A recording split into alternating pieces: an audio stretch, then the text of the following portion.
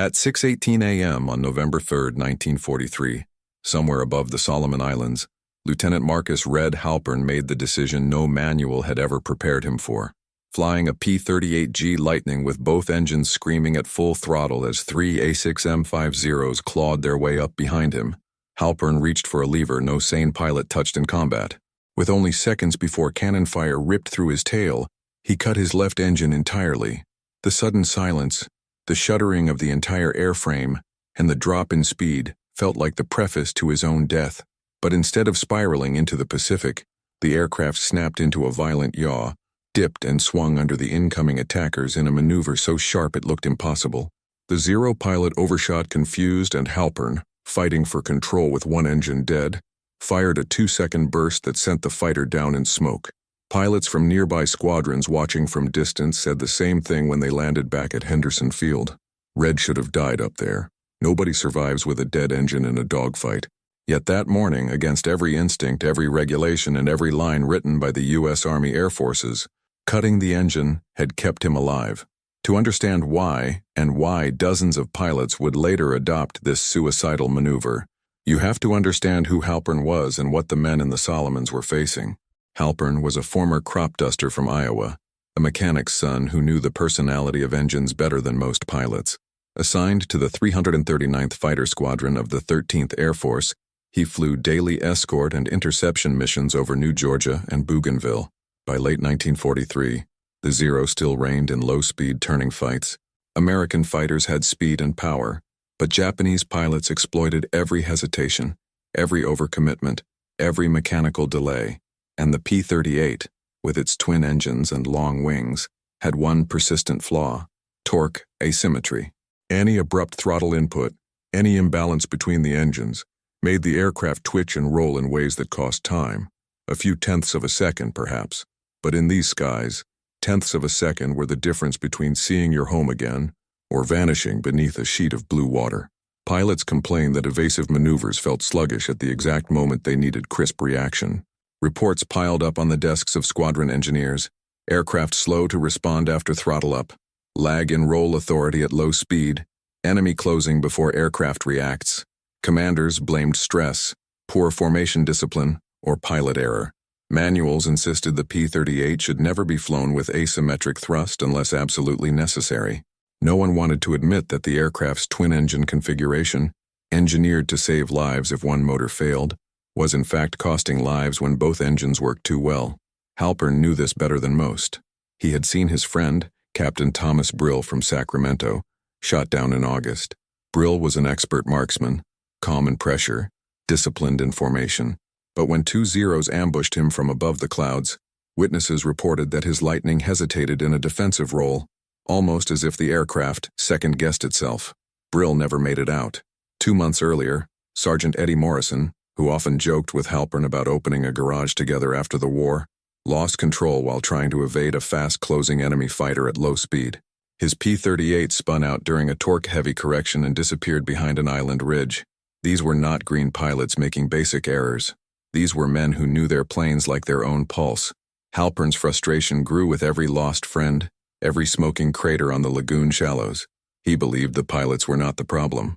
Something in the aircraft's symmetrical power delivery, in the way both propellers pulled equally even when high torque was dangerous, delayed the aircraft's ability to snap into evasive angles. Traditional doctrine demanded full power in combat, but full power made the aircraft too stable, too predictable, too slow to break the geometry of a more agile enemy. Stability was safety in training, but stability was death in a dogfight. On the night of October 29, 1943, after losing 2 more pilots in less than a week, Halpern stayed in Hangar 3 long after the generators were supposed to be shut down. The air reeked of oil and hot metal, the concrete stained with fuel drips. A single lamp buzzed above him while his hands, sliced from hours of removing panels and refitting lines, worked without pause. He wasn't trying to create a modification. He was trying to understand why the aircraft refused to move the way pilots needed. Crawling under the nacelle, with mosquitoes biting at his neck, he found his answer not by adding anything, but by taking something away. The P-38's power synchronization system worked flawlessly on paper. It kept both engines harmonized, prevented vibration, and stabilized handling during climbs. but it left no room for abrupt, violent, momentarily chaotic responses that the Zero pilots used to outmaneuver their enemies. Halpern realized that if a pilot could sharply break symmetry, even for a second, the P-38 could snap into maneuvers normally impossible for such a heavy fighter. But the only way to break symmetry instantly was to create a situation no sane pilot would attempt, killing one engine mid-fight, forcing the aircraft to whip itself around its own torque. It sounded like madness. It was madness. One engine out meant reduced thrust, higher risk of stall, and almost no margin for recovery. Yet Halpern believed that the momentary loss of balance could give a pilot something priceless: unpredictability, a way to break out of a geometry trap, a way to make a Zero overshoot, a way to survive. He tested the idea on the ground first, hand-adjusting the cables so the left engine would drop from full power to idle the instant the lever was pulled, bypassing the safety lag. The mechanics who saw him working there that night thought he was adjusting mixture or rerouting a cooling line. He told no one the truth. He wiped the blood from his palm where a wrench had slipped, took a breath, and waited for someone to order him to stop. No one did. He left the hangar with the aircraft prepped for a maneuver that was technically forbidden, tactically insane, and possibly lethal. 4 mornings later, the moment came. The Japanese fighters diving from the sun, the panic tightening in his chest, the instinct screaming to push both throttles forward, not to kill one of them. But survival in that sky no longer aligned with instinct. As tracer rounds streaked past his canopy, Halpern reached for the lever and created a moment of engineered chaos. The aircraft dropped as if shoved by an invisible fist. Then it pivoted under the attackers with a sharpness no P-38 pilot had ever felt. For a breath, Halpern thought the aircraft would flatten into the sea, but when the Zero flashed overhead, too fast and too committed, Halpern fired. The sight of that fighter breaking apart in mid-air became the moment that turned madness into innovation. But back at Henderson Field when Halpern landed, almost no one believed the story. Cutting an engine in combat sounded like suicide. Why would it work? How could it work? Yet the smell of burnt cordite on Halpern's wings and the missing paint where rounds had grazed his tail proved he had been seconds from death. And somehow the maneuver had saved him. Block 2 will continue with the chain reaction, the replication of the maneuver, the first pilots who dared to try it, the shock on Japanese fighters when Americans began doing the unthinkable, and the arrival of the manufacturer after unofficial modifications spread like wildfire. When word of Halpern's survival spread across Henderson Field, it traveled first as disbelief, then as mockery, and finally as something far more dangerous: curiosity. Pilots joked that Red had lost his mind up there, that maybe the tropical heat had finally cooked the last of his common sense. But when they gathered around his Lightning, studying the scorch marks on the left nacelle and the tight grouping of bullet holes near the tail boom, the laughter faded. Lieutenant Clay Whitman, who flew in the same 4-ship formation as Halpern that morning, swore he had seen the maneuver with his own eyes. An impossible pivot, a drop, a twist that no textbook maneuver could reproduce. He described it like a wild animal shedding its skin mid-leap, something primal and uncontrollable, something that only an act of desperation could have created. Halpern didn't brag about it. He didn't even explain it at first. When the squadron intelligence officer pressed him for details, Halpern simply said, "I didn't outfly him. I outbroke him." It was the kind of answer that only deepened the mystery. Pilots were used to stories of last-second dives, throttle bursts, barrel rolls. They weren't used to someone saying the key to survival was letting the aircraft try to kill you to trick the enemy. 3 days later, a quiet conversation in the mess tent changed everything. Lieutenant Whitman cornered Halpern after a long patrol, the 2 men still smeared with island dust and sunburn. Whitman spoke low, barely audible over the rattle of plates and the generator outside. He asked whether Halpern had really killed the engine on purpose. Halpern hesitated. Then he admitted it. Whitman didn't laugh. Instead, he asked the question that Halpern had been dreading. "Teach me how to do it." That night, under a leaking roof in the maintenance bay, Halpern showed him exactly what had been altered. A simple bypass that allowed the throttle lever to drop the left engine from full power to idle instantly. No lag, no safety buffer. A mechanic named Rodriguez walked in halfway through and froze when he saw what they were doing. For a moment, Halpern thought the game was up and he'd be court-martialed. But Rodriguez had lost 2 cousins in the air already. He didn't report them. He closed the hangar door instead. That was the moment the modification stopped belonging to one man and started belonging to a squadron that was tired of burying its dead. They tested it in the early morning, never in full view of the inspectors. Whitman taxied out, heart pounding, palms slick inside his gloves. He wasn't going to test it in a fight. He only wanted to feel it. At 4,000 feet, he throttled up both engines, took a deep breath, and killed the left one.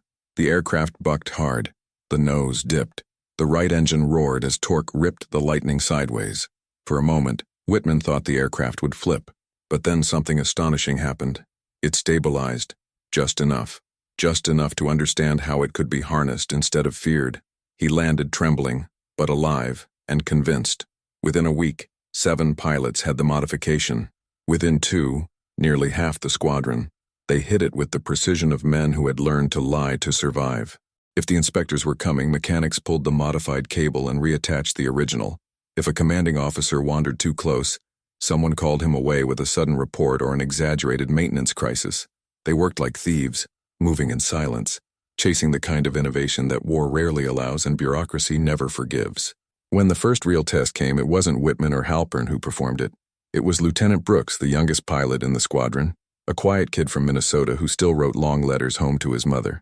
On November 23rd, during an escort mission near Buka Passage, he and 2 others were jumped by a flight of Zeros. Brooks was hit first. Rounds tore through his right wing and his aircraft lurched into an uneven dive. The voice over the radio shouted at him to brake left, but his Lightning wouldn't roll fast enough. The Zero behind him closed to within lethal distance. Brooks did the only thing that remained. He pulled the lever. His aircraft dropped like a stone. The sudden asymmetric thrust spun him downward, canopy rattling, the world tilting into a blur of blue and green. But the Zero overshot. It had no time to correct. Brooks fought the controls, muscles burning, and leveled the aircraft just enough to get his guns on target. The Japanese fighter exploded in a burst of flame. When Brooks landed, he was shaking so violently they had to help him out of the cockpit. But he was alive. And once again, a dead engine had saved a life. After that, the maneuver spread like wildfire. The men called it the kick drop, the half-death turn, the gut twist, and more quietly when no one else was listening, the Halpern trick. Every flight briefing included some whispered reference to it. No one dared write it down. No one dared mention it to the higher-ups. But pilots swapped tips, timing, altitude thresholds, warnings. They treated the engine cut like a scalpel, deadly if mishandled, but life-saving if used with precision. And then something extraordinary happened. The Japanese noticed. Reports from pilots intercepted radio chatter indicating that American twin-engine fighters were performing erratic death dives that broke formation logic. Enemy pilots who tried to follow them overshot or lost energy.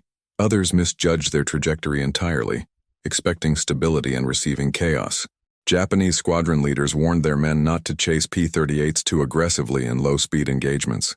They believed the Americans had developed a new form of dive break or some hidden mechanical trick. They were half right. By early December, kill ratios shifted. Missions that previously cost 3 or 4 Lightnings ended with all aircraft returning home. Commanders couldn't explain the sudden improvement. Intelligence officers chalked it up to experience, better discipline, or improved tactics. But the pilots knew the truth. In the quiet of the tents after missions, when boots were kicked off and jackets hung to dry, they talked about the moment the engine went silent and the world threatened to spin out of control. They talked about the terrifying beauty of a maneuver that felt like suicide until the enemy streaked past helplessly, unable to follow. They talked about fear, admiration, and the strange exhilaration of realizing that survival sometimes required stepping outside the boundaries of what a pilot was told was possible. But not everyone celebrated. Word reached the group commander that aircraft were being subjected to irregular throttle patterns. Some officers demanded an investigation. Cutting an engine in combat was not only unsafe, it violated multiple sections of the technical manual. If anyone found proof of unauthorized modifications, careers would be shattered. But each time the inspectors came, they found nothing. The cables were restored. The linkages looked standard. The aircraft performed within expected tolerances. The modifications vanished as if they had never existed. And as soon as the inspectors left, the squadron went back to flying with the hidden advantage that only desperation had created. By Christmas Day, the manufacturer had heard rumors that pilots were forcing engine imbalance on purpose. A representative was flown in. He interviewed pilots privately, asking why failure rates had dropped and why certain torque signatures were showing up in post-flight reports. No one confessed the truth, but the results spoke for themselves. And in an unexpected twist, The representative left not with a list of infractions but with a quiet sense of awe, because what the pilots were doing suggested that the aircraft had untapped potential the designers themselves had never imagined. Block 3 will continue with the escalation, how the tactic spread to other squadrons, how it reached command attention, how it reshaped engagements across the Pacific, and how Halpern's name nearly disappeared from the records. By January 1944, what had begun as a single desperate act high above the Solomon Islands had already become something more than a trick, more than a secret, more than a rumor. It had become an unspoken doctrine, an underground tactic thriving in the shadows of official procedure. Word moved from squadron to squadron the way contraband did, quietly, discreetly, through the hands of men who had seen too many funerals. A pilot from the 339th rotated out to the 12th Fighter Squadron on Bougainville and took the knowledge with him. 2 weeks later, an aircraft from the 44th claimed it had survived a near-impossible ambush using a sudden thrust differential.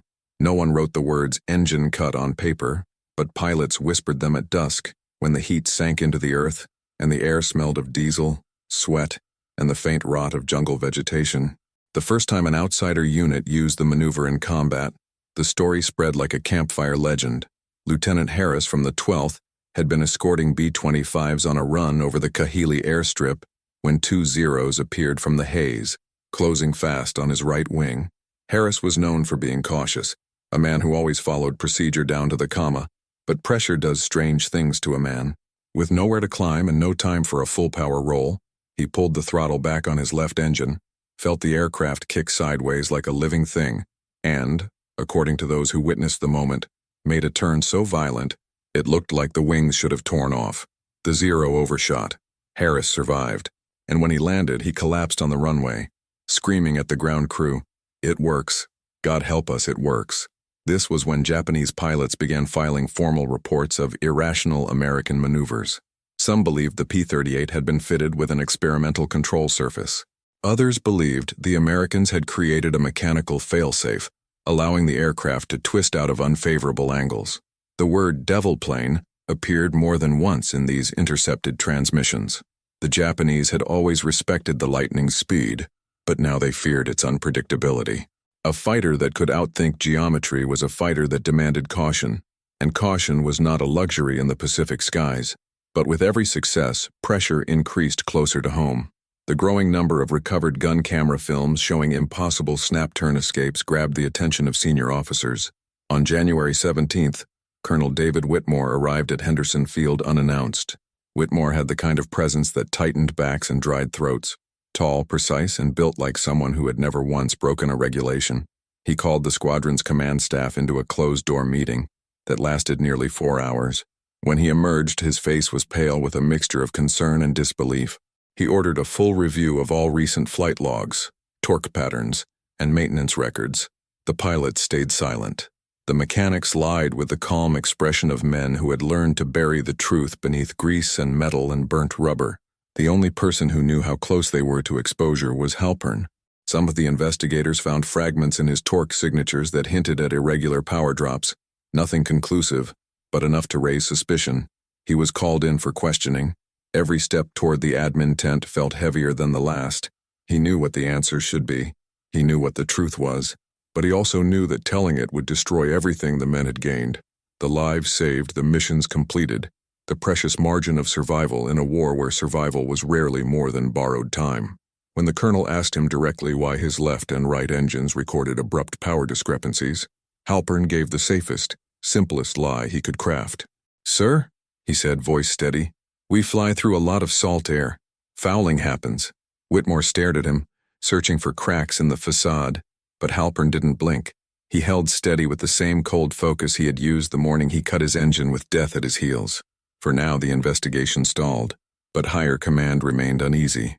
They issued a statement forbidding unauthorized mechanical adjustments and ordered all aircraft to revert to standard settings. The irony was that this only deepened the secrecy. If anything, it gave the tactic a new identity, not just as a trick, but as an act of defiance against the rigidity of a system too slow to evolve and too proud to admit its own limitations. By late February, the maneuver reached the South Pacific Combat Air Group on Guadalcanal. There, Captain Doc Hensley, an older pilot with a surgeon's hands and an engineer's mind, studied the reports, and tried the engine cut himself. His reaction was not thrill nor fear, but awe. He sent an unofficial message to a friend in the States. There is something hidden inside the Lightning that the designers never saw. The plane wants to be wild. They built it to be safe. War is not safe. More missions succeeded. More impossible escapes were recorded. At one point in early March, a squadron returned from a 4-hour patrol without a single casualty, an event so rare commanders attributed it to divine intervention. But the pilots knew better. They had learned to step into the void, to pull the lever that every instinct said would kill them, to trust the split-second violence of engineered instability. Every time a zero overshot, every time the aircraft snapped into a trajectory it had never been designed for, the men felt a mixture of terror and reverence, fear and admiration. They were fighting inside the thin frontier between life and oblivion, and winning. Yet with growth came danger. A pilot from a different squadron, one who had only heard about the maneuver third hand, attempted it without proper understanding. His timing was wrong. His altitude too low. The aircraft entered a flat spin and vanished into the canopy before anyone could speak his name. It was the first death attributed to the engine cut tactic. The squadron buried him quietly, with no mention of the maneuver in the reports. But the loss weighed heavily on Halpern. He had created something that saved lives, but now it had claimed one. The tragedy almost ended everything. Senior officers demanded answers after reviewing the wreckage. The cables showed signs of tampering. A mechanic panicked and nearly confessed. Halpern stepped forward and took the blame, claiming he had adjusted the aircraft's throttle linkage for routine maintenance. It was a bold lie, too bold, and for a moment it seemed the colonel would tear him apart. But there was no proof, no written record, no witness willing to speak. It was the word of one lieutenant against the whispers of a hangar full of men who owed their lives to him. After that, the tactic spread more carefully, taught only to those who understood the physics, the timing, the exact altitude ranges where survival was possible. Pilots learned to respect the maneuver as something sacred, something not to be abused. They treated it like a weapon, a hidden blade tucked inside the heart of the Lightning. By April, the manufacturers in Burbank began hearing unofficial reports of P-38s surviving scenarios they should have lost. The representative returned to the front and spoke again to the pilots. This time, instead of evasions, he received guarded hints, enough to make him suspect that something extraordinary was happening in the field. He requested to observe a live sortie. Halpern volunteered, but as the representative watched from a reconnaissance plane, nothing unusual happened. No ambush, no zero. No maneuver that defied logic. It was as if war itself conspired to protect the secret. When they landed, the representative looked frustrated but impressed. "Whatever you're doing," he told them quietly, "keep your boys alive. We'll catch up later. Block 4 will complete the story." The turning point in the campaign, the manufacturer's eventual acknowledgement, the quiet erasure of Halpern's name, and his life after returning home, closing with the somber truth that wars are shaped not only by generals, but by the mechanics and pilots who dare to break the rules to survive. By May 1944, the tactic had reached its quiet peak. It was no longer a rumor, no longer an anomaly buried in torque graphs or unexplained gun camera footage. It had become a pattern, visible to anyone who studied survival rates across the Pacific. Squadrons flying the P-38 began reporting improved odds in close-range engagements, especially in situations where conventional tactics had always failed. The numbers didn't make sense on paper, but they made perfect sense in the air. Pilots were living through scenarios that once guaranteed death. Commanders attributed it to seasoned experience or greater tactical maturity, never once suspecting the truth that the heart of the Lightning had been forcibly awakened by men who refused to die according to the manual. The Japanese, meanwhile, struggled to adapt. Pilots who had once dived confidently onto American fighters now hesitated. They didn't trust the geometry anymore. They didn't trust the energy states or the angles or the timing. American twin-engine fighters performing dangerous suicide turns, one report read. Another, cannot predict their escape behavior. A doctrine built on confidence and precision began to crack under the weight of unpredictability. For the first time, the Zero pilots feared the moment when a Lightning slowed, because they no longer knew whether it was weakness or a trap. By June, the manufacturer's quiet investigation finally gained clarity. One of their flight engineers, an older man named Caldwell with silver hair and an instinct for unpolished field truths, asked Halpern directly what he had done. There was no accusation in his voice, only a tired sincerity. He had spent 30 years designing engines but had never fought with one. Halpern looked at him for a long time, as though measuring how much truth a man from the safety of a drafting room deserved. He finally answered with a phrase that would later appear, heavily sanitized, in an internal memo. We stopped trying to fly the plane the way it was meant to be flown, and started flying it the way it wanted to be flown. Caldwell understood immediately. He didn't need details. He didn't ask for proof. He didn't take notes. He simply nodded, as though grieving the years lost to caution, and walked away. A month later, a new revision of the P-38's flight recommendations quietly removed certain warnings about asymmetric thrust. A technical bulletin circulated to engineering teams proposed emergency torque-based escape maneuvers, never acknowledging their true origin. And when the new model rolled out of the factory line, its throttle response had been subtly altered to give pilots a faster transition into yaw-heavy turns. The corporation took credit. Headquarters approved the update. And Halpern's name was nowhere in the paperwork. War moved on. The Solomons campaign ended. Squadrons rotated. Pilots aged 10 years and one. The islands grew quieter, littered with wreckage buried beneath vines, and the men who survived carried home memories carved into them as deeply as shrapnel scars. Halpern was among them. He returned to Iowa in the autumn of 1945. The war had sharpened him, but home softened him again. He married a local school teacher, worked in an engine shop with his father until the old man passed, and for decades he never told anyone what he had done in the Pacific skies. When his son asked him why he kept a small piece of a Lightning's throttle cable in a drawer by his bed, Halpern only said, "It belonged to a plane that saved me." He never mentioned whose hands had rewired it. The pilots who flew with him never forgot. Every year, on November 3rd, a handful of letters arrived at his home, postmarked from California, Montana, New Mexico, sometimes Australia. They said things like, "Still here because of you," or "Your trick worked again," or simply, "Thank you, Red." He never answered them, but he kept everyone in a shoebox tied with a black ribbon. History books never recorded the moment he pulled the lever at 6:18 a.m. They never described the engine's death rattle, the stomach-dropping twist, or the impossible turn that saved his life. They never traced the chain reaction that rippled through squadrons, the hidden briefings, the silent modifications, the desperate hope of men who wanted one more sunrise. The official story credited improved tactics and pilot experience. In the archives, innovation belonged to committees and engineers. But anyone who had flown with Halpern knew the truth, that wars are not shaped only by generals or manufacturers, but by the men who stand alone in hangars under dim lights, bleeding from their knuckles, realizing that the only way to survive is to disobey the boundaries drawn by safer hands.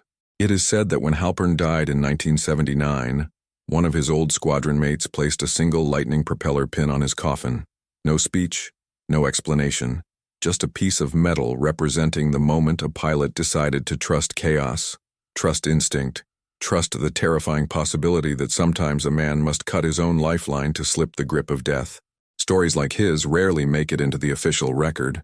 They live in the quiet margins, in letters traded between old men, in the memories of those who owe their lives to a single act of defiance. And if you ever find yourself reading one of these forgotten accounts, you begin to understand a simple truth. History isn't just written by those who follow the rules, but by the few who dare to break them when survival demands it.